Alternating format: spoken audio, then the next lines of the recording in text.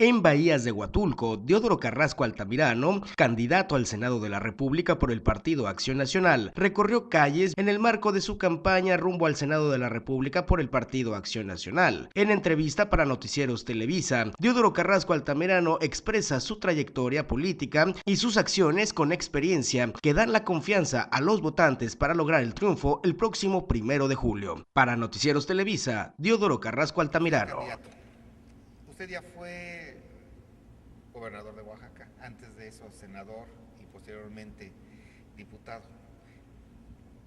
¿Qué experiencia o qué vivencias le alimentan de aquella época para poder mejorar su trabajo si llega al Senado? Gracias, Reyes. Primero déjame saludarte con mucho gusto y con mucho afecto y recordar contigo esos intensos periodos que nos tocó vivir cuando el huracán Paulina y que tanta comunicación y contacto tuvimos. Gracias por esa entrevista. Bueno, sí, efectivamente he tenido el privilegio de servir a mi estado tanto en el Ejecutivo como en el Legislativo, y tanto en el Ejecutivo local como en el Ejecutivo federal. Y por supuesto que eso me ha dejado una gran riqueza de experiencias, una gran riqueza además de conocimientos, de aprendizajes que hoy quiero nuevamente poner al servicio de mi pueblo y de mi comunidad. Me parece que quizás la parte más atractiva de esta campaña es esa posibilidad, ese privilegio de servir a la gente y de servirla desde una postura informada, de una posición nutrida por la experiencia, por el contacto humano, por las muchas historias que construimos, por el conocimiento de los muchos retos que tiene el Estado y por la oportunidad de contribuir en su encauzamiento, en su solución o en su enfrentamiento en algunos casos.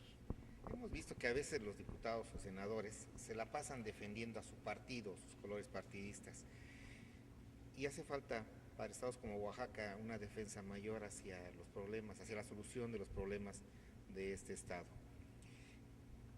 ¿Usted qué problemas ha detectado y qué pudiera usted hacer en el Senado para poder mejorar la situación de Oaxaca? Mira, yo primero voy a hacer una tarea desde el Senado de la República representando la voz de los oaxaqueños. Quiero llegar al Senado de la República para representar con dignidad, con conocimiento, con experiencia al pueblo de Oaxaca, que es un enorme privilegio y una enorme oportunidad. Yo creo que se pueden hacer muchas cosas desde el Senado de la República. Número uno, se puede contribuir, por supuesto, dialogando, negociando, construyendo acuerdos políticos y cumpliéndolos en la construcción de esta agenda nacional que está pendiente: la reforma laboral, la reforma energética, la nueva reforma hacendaria, la continuación de la reforma política, por mencionar 4 grandes ejes temáticos a los que seguramente serán parte de los que estarán en el Senado.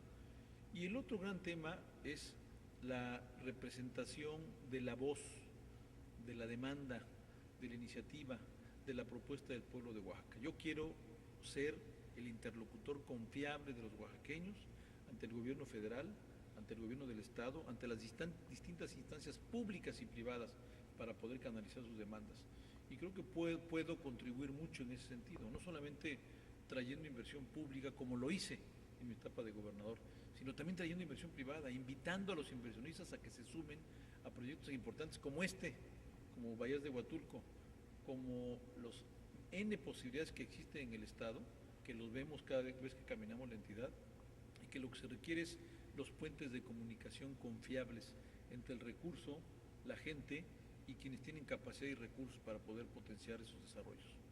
La comunicación es algo importante para este estado y hemos tenido problemas, recordando el Paulina, circulamos con usted algunas de las carreteras y terracerías de la sierra y se vio que es muy complicado la construcción de carreteras aquí.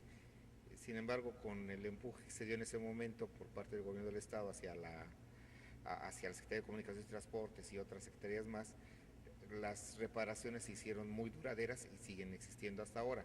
Sin embargo, se nos ha prometido una carretera a la costa de Oaxaca y siguen pasando los sexenios y no se logra. ¿Qué se puede hacer? Pues mira, Héctor, a ti te tocó ver y vivir esa experiencia en Paulina y te tocó ver cómo se hicieron las cosas y sobre todo cómo se rindieron cuentas de ello. Yo creo que lo primero que se tiene que hacer es exigir rendición de cuentas. Me parece que los saldos que dejó el gobierno anterior en Oaxaca no pueden quedar en el olvido. Hay que exigir rendición de cuentas para aquellas obras que quedaron inconclusas, que se hicieron mal o que francamente significaron un fraude para la ciudadanía. Creo que en segundo lugar, que articular mejor el ejercicio de coordinación entre el gobierno del Estado, el gobierno local, que está encabezando hoy un gobierno de alternancia política, de transición democrática. Y ese gobierno, me consta, está empeñado en hacer las cosas bien. Hay que ayudarlo a que haga las cosas bien. Hay que contribuir a que las cosas se hagan bien. Hay que exigir que las cosas se hagan bien y hay que denunciar lo que se haga mal. Me parece que por ahí tendremos que empezar. Si vemos como, o sea, tenemos confianza en el gobierno actual, en su honestidad de Gavino, es indudable. Sin embargo, ya llevamos más de un año y cabezas importantes de funcionarios que hicieron cosas mal, evidentemente, vemos que todavía no hay algo, empezando con el exgobernador, que hay cosas increíbles que no se pueden creer, como lo que pasa en salud, donde desaparecen equipos costosísimos, y por el otro lado, a través de la prensa conocemos que hay construcciones de clínicas particulares que cuestan más o casi lo mismo de lo que se debió haber invertido en Oaxaca. ¿Usted qué sabe de eso? Mira, yo lo que creo es que son asuntos que tienen que resolverse y dirimirse en las instancias legales correspondientes. Me parece que a eso hay que apelar. Pero lo que creo de fondo es que uno de los grandes lastres, de las grandes ataduras del país, se llama impunidad. Hay que acabar con la impunidad y hay que acabarla de raíz. Hay que instrumentar en México una política de cero impunidad y hay que exigir que los servidores públicos rindan cuentas. Y hay que castigar a aquellos servidores públicos que claramente han desviado los recursos públicos, han desviado el sentido de su función, han defraudado al pueblo no solamente en política, sino económicamente. Yo creo que esa es una exigencia nacional y ese tiene que ser un tema fundamental si queremos que este país, nuestro país, cambie. ¿La legislación ahí puede ser importante? Yo creo que hay que ser especialmente cuidadosos en la legislación y sobre todo en la reglamentación de la legislación, porque me parece que tenemos muchas lagunas. Y creo que hay que ser muy rigurosos, hay que alinear los instrumentos legales locales y federales, hay que establecer mecanismos de coordinación que eviten este tipo de fenómenos verdaderamente escandalosos, lamentables, tristes, y que se quedan o se están quedando en un ámbito de impunidad que no debemos permitir. Yo creo que ahí hay que avanzar en el marco legal para hacerlo mucho más riguroso, mucho más concreto y mucho más exigente de este tipo de conductas. Yo creo que a usted le tocó los famosos bloqueos carreteros y a los demás gobernadores les ha tocado y al actual también le ha tocado. Parece que es un problema irresoluble. ¿Podría haber alguna posibilidad de que esto tuviera ya que ya se acabara, que hubiera un fin a este tipo de manifestaciones que causan mucho daño a la economía y a los ciudadanos que están por aquí?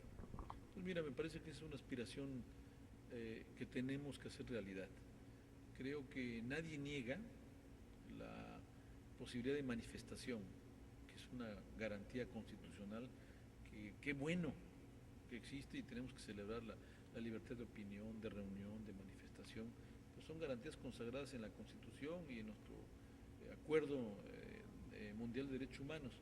Pero me parece que lo que es importante es que las agendas políticas se separen de las agendas educativas o de las agendas sociales o de las agendas específicas que provocan estas legítimas manifestaciones, porque tenemos que pensar en lo que significa para los terceros, para los niños, para los padres de familia, para la ciudadanía, para el comercio, para la economía, para la imagen del país o del centro turístico. Y creo que esa es una aspiración que tenemos que seguir construyendo y labrando hasta que sea realidad. Hacerla desde la escuela, pero también hacerla en la casa, pero también exigirla en la oficina, pero también plantearla en el trato con las organizaciones sociales. Creo que es un compromiso de todos. Me parece que es un asunto que tenemos que seguir trabajando y construyendo los instrumentos y los mecanismos que hagan posible que sin que se impidan esas legítimas, saludables manifestaciones, no se dañe a la sociedad, no se daña a la economía, no se daña a las familias. Esta pregunta que voy a hacer puede parecer muy trivial, pero también daña mucho, casi igual que las manifestaciones que bloquean carreteras. No sé si Oaxaca sea el estado que tiene más topes en las carreteras de todo el país y cada quien siente con derecho de hacerlo. No se puede legislar para o reglamentar esa costumbre de hacer topes donde sea y que hace las carreteras lentísimas y además las daña y daña a los vehículos. Sí, yo creo que están reglamentadas, pero me parece que cuando se hace una obra de infraestructura, lo que hay que pactar con mucha claridad son, para empezar, los puentes en las poblaciones, en los núcleos urbanos, en las escuelas, en los mercados, que eviten accidentes y que eviten cualquier asunto que tenga repercusiones en la población. Y por eso, entre otras cosas, se ponen los topes, porque no hay puentes, o porque de repente construyen una escuela nueva que no estaba cuando había una carretera, entonces ponen un tope, o de repente las carreteras se llenan de casas alrededor y ponen topes. Yo creo que es un tema que tiene que ver, sí, con un asunto normativo, pero tiene más que ver con un asunto de planeación de la infraestructura urbana, del crecimiento de nuestras poblaciones. Aquí muchos pueblos han crecido en torno a las carreteras. La carretera se convierte en la calle principal, pasa en la propia capital del estado, y de repente la carretera, que era la avenida que pasaba al lado de la ciudad, se llenó de colonias y es la calle principal. Tiene que ver con un asunto que hay que resolver en México, para el futuro inmediato, que es la planeación del desarrollo y de la infraestructura urbana, para que tengamos crecimientos cada vez más ordenados y no tengamos este tipo de problemas. Sí, se habla a nivel macroeconómico que México tiene más de 130,000 millones de dólares en reservas y al mismo tiempo tenemos carencias que parecen de África casi. ¿Qué no se puede usar o el Senado no puede autorizar el uso de parte de ese recurso para resolver esos problemas graves? Un ejemplo, los sismos que acaban de ocurrir aquí en Oaxaca, en el sureste de Oaxaca, donde el gobierno federal se tarda mucho en dar la declaratoria de desastre y por partes, además apenas acaba de autorizar los 48 estados, municipios más, y apenas esta semana empezó a fluir un poquito de dinero para la gente que está sufriendo desde hace 20 días ya casi. Si esto no pasó en el Paulina, ¿por qué ahora nos pasa? Mira, yo creo que tiene que ver con varias cosas, pero déjame contestar la primera pregunta. Las reservas internacionales no se pueden usar para inversión y para gasto público y gasto corriente. Las reservas son del Banco de México, que es un órgano autónomo, y las puedes usar comprándolas. Tú puedes comprar la divisa y el recurso para usarlo para lo que quieras, pero comprándola. No es un recurso del gobierno, no es un recurso que entra al presupuesto de egresos de la Federación, es un recurso, es una reserva que administra y maneja el Banco de México y que se usa fundamentalmente para regular los problemas monetarios, que es una función del Banco de México. Por ejemplo, nuestra paridad, cada vez que hay un movimiento de monedas, divisas extranjeras con las cuales tenemos determinadas paridades, te fijas que se empieza a mover el dólar, ¿no? Y se va regulando porque empieza el Banco de México a ofertar más dólares para evitar que se nos dispare y volvamos a aquellas épocas a las que no queremos regresar, donde el peso valía nada. Ese es parte del uso que se le da a las reservas internacionales, regular nuestra moneda, y es una función importantísima, importantísima, que vale por sí mismo el sentido de las reservas. Queda claro. Bueno, su trabajo como secretario de Gobernación tuvo que ver mucho con la cuestión de seguridad interna del país.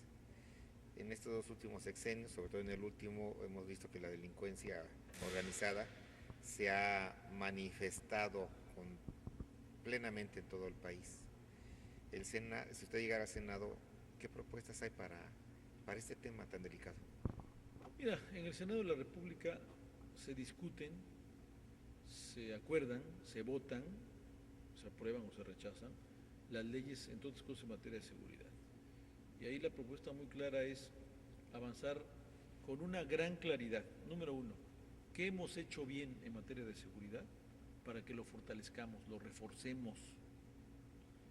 ¿Qué hemos hecho mal o de manera insuficiente para que lo corrijamos y lo hagamos mejor? ¿Y qué no hemos hecho para que lo hagamos? Y yo creo que ese tiene que ser el eje de la estrategia en materia de seguridad. Por ejemplo, ¿qué hemos hecho bien para combatir la inseguridad y el control territorial del crimen organizado? Pues sacar al ejército a que combata el crimen organizado, a que recupere territorios de soberanía local. ¿Hasta cuándo? Pues hasta que tengamos una Policía Nacional que sustituya al ejército en las calles. Eso, ahí está muy clara la respuesta. Hay que profundizar eso y hay que cuidar que se cree una Policía Nacional. ¿Qué hemos hecho regularmente que hay que corregir? Por ejemplo, el tema del lavado de dinero. Hemos sido muy poco consistentes en la problemática del lavado de dinero. Requerimos crear una unidad con facultades para vigilar el lavado de dinero, venga de donde venga, y segundo, para establecer un mecanismo de coordinación federal que ayude en ese propósito. Por ejemplo, hay que hacerlo bien. ¿Qué no hemos hecho? Pues un montón de cosas, por ejemplo, alinear la política social para que las áreas de mayor violencia y crimen organizado, para que los jóvenes, para que las comunidades más pobres dejen de usarse como carne de cañón en este fenómeno y reforzar sus alternativas, la construcción de opciones con una política social mucho más agresiva, focalizada, vigorosa. Ahí están 3 ejemplos. En el caso del crimen organizado está muy ligado al tráfico de armas de los Estados Unidos hacia México, a veces de manera ilegal y otras veces increíblemente también de manera legal, o según ellos legal, para sus programas o proyectos para detectar a los delincuentes aquí, pero les meten armas muy sofisticadas y en cantidades muy altas. Desde mi opinión es una agresión, casi un acto de guerra en contra de México. ¿No podría ser México más enérgico en este sentido y plantear esto en los tribunales internacionales, denunciando este hecho que nos está afectando y que está generando muchas muertes en México? Porque ahora ha sido algunos reclamos, algunas cosas que vemos muy someras, que el gobierno de Estados Unidos realmente no las toma en cuenta. Pero ya algo en los tribunales internacionales. Pues mira, México lo ha hecho, el presidente Calderón lo hizo en el propio Congreso norteamericano, cada vez que el señor lo plantea públicamente como presidente. Es un tema que tiene que ver, como sabes, con una enmienda en la Constitución norteamericana y que garantiza la plena libertad, entre otras cosas, del uso de armas, ¿no? De armas incluso de asalto, que basta con que muestres una credencial de manejar cuando vengan a tu domicilio para que te la vendan, con tu credencial de residencia. Es un tema que más que del propio gobierno depende de una modificación, a mi juicio, muy complicada porque tiene que ver con, digamos, con el eje central de las libertades que consagra la Constitución norteamericana. Pero ese fenómeno en el que hay que seguir insistiendo porque resulta todo luz absurdo, que en Estados Unidos cualquiera pueda comprar hasta armas de asalto que luego meten de contrabando a México.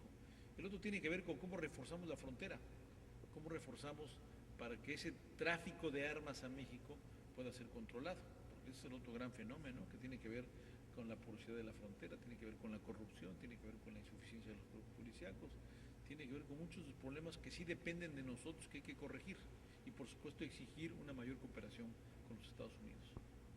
Pero en cuanto a su campaña, ¿cuáles son sus principales propuestas que le está ofreciendo a la ciudadanía de Oaxaca? Son 2 propuestas generales que vamos dimensionando a nivel de cada región del Estado. Una, por supuesto, es este compromiso de representar con dignidad a Oaxaca en el Congreso de la Unión, en el Senado de la República, y hacerlo participando activamente en la discusión, en el debate y en la construcción de acuerdos para las reformas que México necesita y Oaxaca necesita. Ya mencionamos algunas de ellas en ese momento. Y estamos atendiendo la acción de la gente, todos los días en todas las regiones. Estamos construyendo una agenda de gestión que tiene que ver con causas. Por ejemplo, la marca Oaxaca, ¿no? Una causa que me parece fundamental para poder empujar y atraer inversión pública y privada del Estado y contribuir desde ahí al desarrollo del Estado. Causas como la salvación y saneamiento del río Papaloapan con los empresarios y la ciudad de allá. Causas como continuar fomentando la producción de energía limpia, como la que se genera en el Istmo. Causas como nuevas fórmulas de promoción del desarrollo turístico, comercial, pesquero de la costa oaxaqueña para impulsar su desarrollo. Causas como fortalecer las reservas de la biosfera y su uso en Oaxaca como la de la Cañada. Ese tipo de causas van a formar parte de la agenda en el Senado de la República y vamos a trabajar por ello. Por último, ¿cómo lo ha recibido la gente ahora que lo han visto en diferentes niveles de gobierno y ahora regresa a la vida pública? ¿Podríamos decirlo así? ¿Regresa a la vida pública? Sí, mira, te voy a decir cómo me recibe la gente. La gente me recibe con gusto, me conoce, la gente me manifiesta su simpatía, la gente me expresa mucho las historias que construimos, como la tuya y la mía, en el huracán, así, la gente se acuerda de tal hecho, de tal fenómeno. Hoy me encontraba ahí un señor que me dijo, oye, ¿se acuerda de mí? Yo fui a su casa a ponerle tal o cual cosa en su jardín, no sé, cosas de la costa, que me mandaron de la costa, otro me recordó cuando fui a la presa a inaugurar no sé qué asunto, otro más cuando salimos con los pescadores y les entregué no sé qué servicios. Es decir, hay una historia de relaciones que construimos durante muchos años que hoy están nuevamente poniéndose en práctica. Y eso genera vínculos de solidaridad, de simpatía y de respaldo que mucho me honran y que me da un enorme gusto poder hacer una campaña en este contexto. Eso quiere decir que usted puede salir a caminar a la calle a cualquier hora. Yo camino todo el tiempo, a donde voy camino, como lo hice cuando estuve viviendo en Oaxaca. Yo he vivido la mayor parte de mi vida en Oaxaca y camino en el centro de Oaxaca, en el centro de Huatulco, voy a Mixtepec, voy a la Mixteca. Yo no tengo ninguna restricción de ninguna índole para ir a todos los puntos del territorio oaxaqueño como lo estoy haciendo. ¿Y qué opina que los dos últimos gobernadores nunca se les ve en la calle? Pues mira, me reservo mi opinión, me parece que el juicio ya lo hizo la ciudadanía. El juicio lo hizo la ciudadanía hace un año, en las elecciones donde ganó una coalición encabezada por Gavino. El juicio lo tiene la gente a partir de una serie de actos de corrupción verdaderamente escandalosos y penosos que ponen a Oaxaca en una situación muy triste. El juicio lo vamos a volver a atender en este próximo proceso político. Por último, Gavino, ¿qué opinión le merece? Él trabajó con usted, estuvo muy cerca de usted, lo conocí ahí y se desempeñaba bien, amable, correcto. ¿Sigue siendo igual? Gavino es un gran servidor público y es un político muy exitoso, un político muy hábil, que le ha tocado encabezar con éxito un ejercicio de alternancia política en Oaxaca y le está tocando encabezar ahora, también espero que con mucho éxito, un ejercicio histórico de transición democrática en el Estado. Es un político joven, educado, formado profesionalmente, es un político con una gran experiencia y habilidad y estoy seguro que lo es ya, un gran gobernador de Oaxaca. Decían por ahí las voces malintencionadas que usted le iba a ordenar lo que tenía que hacer y lo que no tenía que hacer como gobernador. ¿Qué le contesta a ellos? Pues, ¿qué son eso? Justamente voces malintencionadas y de evidente mala leche. ¿Algo que desea agregar? Muchísimas gracias. Gracias por tu entrevista. Gracias por esta larga relación que hemos tenido, Reyes Héctor, a lo largo de los últimos años aquí en Huatulco. Y decirte a ti y a tu auditorio que me da mucho gusto verte, me da mucho gusto saludar al auditorio de Huatulco y al auditorio del país.